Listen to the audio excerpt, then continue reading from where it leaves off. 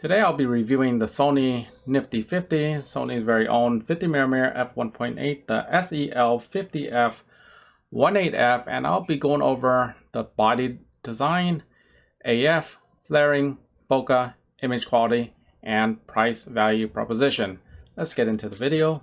Alright, so the lens is moderately small, 6.6 ounce, 186 grams, 2.7 by 2.3 inch. 69 by 59 millimeters with a 49 millimeter filter thread. All my tests are without the filter thread, but you know, for my personal use, I do use it for day-to-day activities. So the body is a plastic design. There is no weather sealing. However, the feel of the body is generally good. I consider it pretty decent build quality, contrary to what others may not like about it. However, there is one big con about it, and this is it right here. When the body does not have internal focusing, so you can see that it zooms in and out, and you know, if you bump something into this, you can damage the motor. So that is the biggest flaw about this. It has a big, nice focus wheel. You know, this uses a focus by wire type system. However, the focus is generally very smooth and easy to focus with manually. So you won't have much of a problem manually autofocusing. If you look at it, you can see, like, when I manual focus, it's moving, you know, as you would expect it. You can see it protruding and retracting. No sudden movements. It's all very smooth. So it works well in manual focus, and the throw is, there's quite a big of throw. So in manual focus terms, it does work very well, even though it uses some sort of focus by a wire system. Next up, we will be talking about the autofocus, and that's the biggest issue with this lens. The reason why you get mixed results with this lens is a few reasons. First off, if you're using an A7 Mark II, the video focus will not be good. However, photography should be feasible. Well, basically any of the camera bodies, photography will be okay and to a little bit slow, assuming you have the V3 firmware. You have to have that V3 firmware, and then from there on out it works okay. Like if you're using the A7 II or A7R2, it's just okay. The autofocusing is okay for stills, and it's just okay for video. And when it comes to video, if you're using an A7 III or A7R3, A9, one of these newer type cameras, then it's generally good even for video. However, one of the cons is that it makes noise, and it's one of the most chatty lenses, and it's not that big. You can hear it right here. I'm not even sure if you can pick it up on.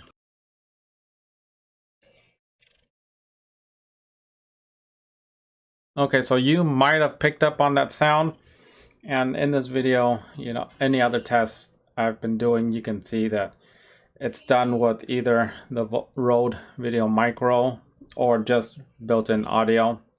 So it does pick up some of the sound, but it's not like your old ultrasonic motor type lens for DSLRs. This is much quieter. The only reason why it has such a bad rap is because the other Sony lenses are virtually silent. You could put a mic right up to it and you won't hear anything.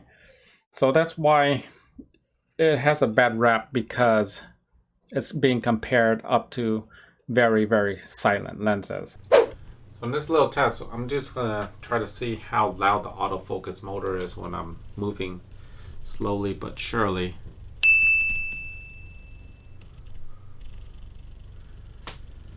I'm using an onboard Rode Video Micro.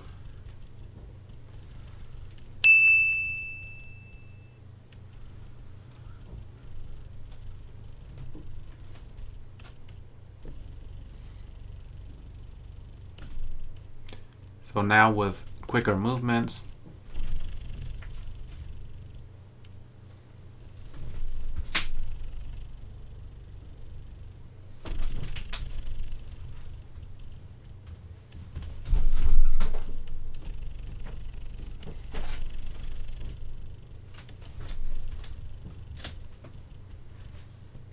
time for low light. Okay, this will be shining at the walls and all the other lights will be turned off.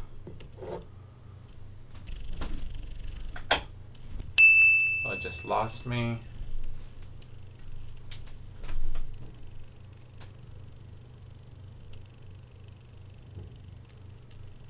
There we go. Box is on my face.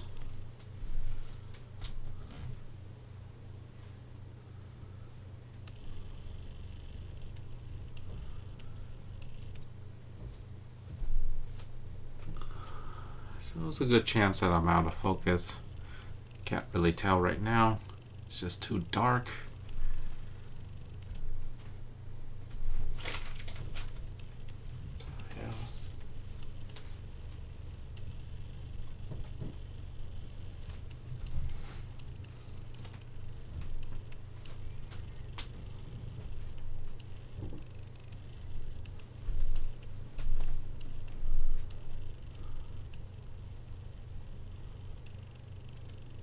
For reference, here's a 24mm f1.4 in the same low light.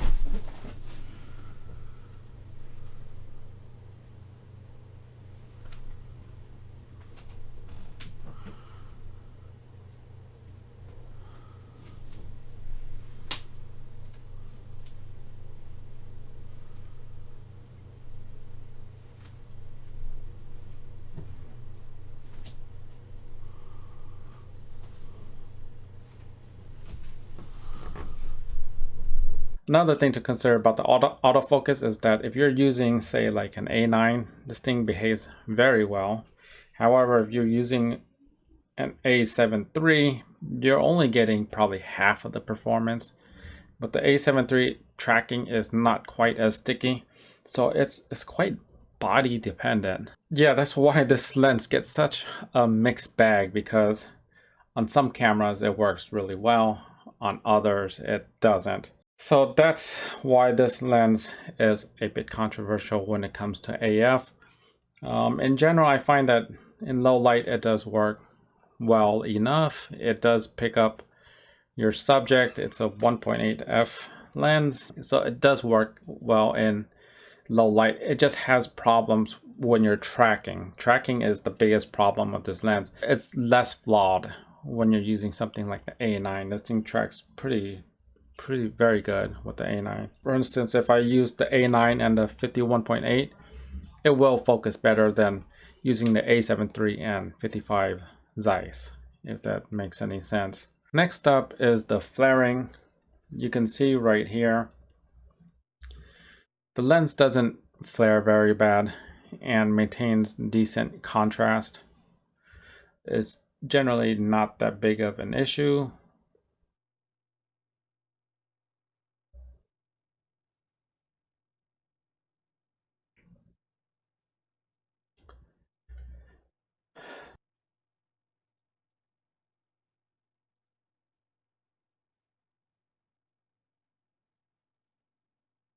The bokeh quality of this lens has mechanical vignetting, so you see those footballs on the edges.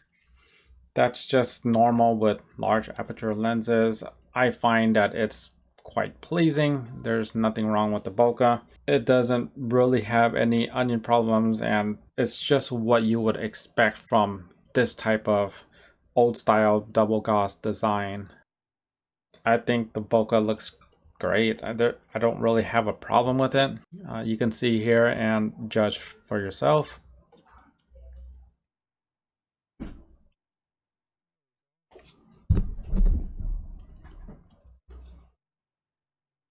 Okay, now we'll be talking about the image quality of this lens. And what you should expect around this portion of the frame right here, it does drop off like once you get to the edges. So where these edges are right here, it will drop off. But if you're not a super pixel peeper, the total image will look great. Like for instance, here's one of my younger daughters, and you can see that the image quality, I mean, you can see the hair strands. This is straight out of camera. There's no sharpening done here, and if I wanted more, I could definitely sharpen more. So it does zoom in just fine. I mean, I think the image quality, I can't really complain about it. I know there are sharper lenses that are bitingly sharp. If you stop down the lens, then it becomes really sharp. So it is pretty good for landscapes, but it's expected because it's a prime lens. And you can see at the edges, there's great detail here. However, you definitely can get sharper, I believe, but this is not bad at all. And you can see these signs, you can read out the text. This is not considered bad sharpness. It is good for landscapes, and I would not hesitate. And this is like straight out of camera. There's no sharpening involved here.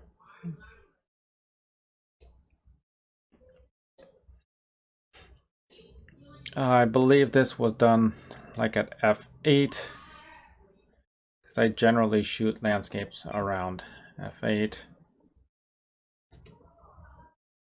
Another shot.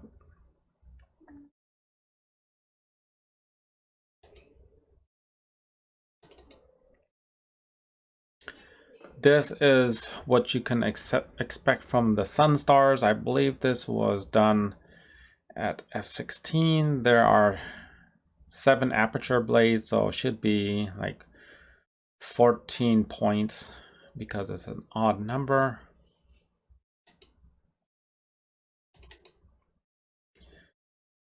Yeah, so it's just a really great casual lens that you can use. The focal length is easy to use.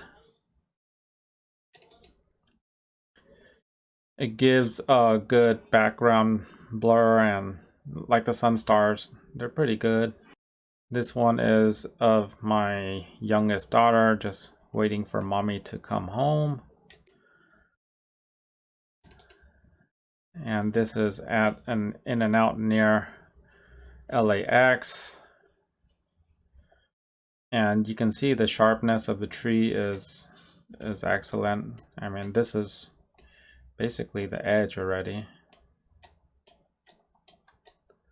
Yeah, all the way to the edge. The detail holds up well. So if you're using this for landscape, you're stopping it down, you're not going to have much of an issue. Like I said, there are sharper lenses, and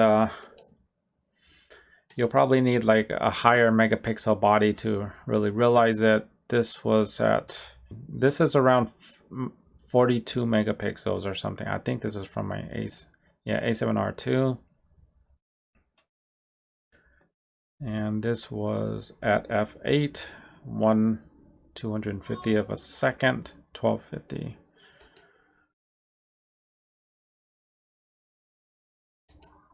So this at my brother's wedding, just my kids as the ring bearer and the flower girl.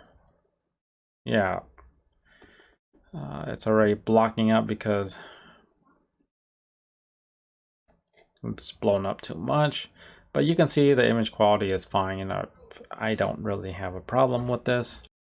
At my brother's wedding, the bokeh is, I stopped down a little bit here, and I guess it's a 5-point bokeh, but these are mostly circular still. I mean, it should be a 7-point circle, yeah, but these are mostly circular. It stopped down a little bit, I believe, to 2.2. Not very much. Sharpness, yeah, it's really sharp as expected. And I think that the contrast is fine. However, it doesn't have as much bite as the Zeiss 55, because I've used that one extensively. I kind of know it as well. So lastly, about this lens, the minimum focus distance. Let's see. It's rated at 1 foot and 1.5 feet. So right there, it looks like it was able to autofocus on my hands. So just around that length. Okay, so my full hand is covering the entire sensor. And now we'll go over the price and value of this lens. You can find this brand new for $250 or on sale used for around $150. That's how much I picked mine up for. The alternative is the Samyang 45mm f1.8. It did have the internal focusing, and the focus was honestly really good. It's quiet. Both of my copies had like tilted elements, so I gave up on that for a while. I may try it again because I like the slightly wider look. And one of the reasons why I gave up the Zeiss 55 is that extra 5mm when you're working indoors. 50mm is tight. So I have a lot of experience with the 50mm. It goes back like at least 15 years when I've used 50mm lens. So I have a lot of experience, and when I used the 55, I just could not adapt to it because of that extra 5. I felt like I was always placed on the wrong position. I just didn't have the working space done right because I just wasn't familiar with it. And after a year, I just sort of gave up. And then that's how I got this lens. And I've been using it ever since. Those are the two alternatives to this lens, for me at least. The Samyang 45 and Zeiss 55. Would I get this again? Yeah, I think I would probably get this again just because it's been reliable, and I still own it after so many years, so it's made the case to stay in my kit. It's very inexpensive, so you don't have any anxiety if you're traveling with this and you damage it. It's not a big deal. Not that it's easy to damage, it's just that thing worries me. It just hasn't actually been a problem. Yeah, so definitely check out this lens. I don't think it's as bad as it's made out to be. Probably most of the reviews are very ancient and before the new firmware came out. And even after the firmware, sure, some people don't like it. And some people don't think it's sharp enough. But, you know, for the price, it produces lovely images, produces lovely video. And if you don't have a super big budget, I would not put my nose down and look down on this lens. It does a fine job. It has good contrast, and the sharpness is decent, wide open, and good stop down. It's not the fanciest lens, but it works fine.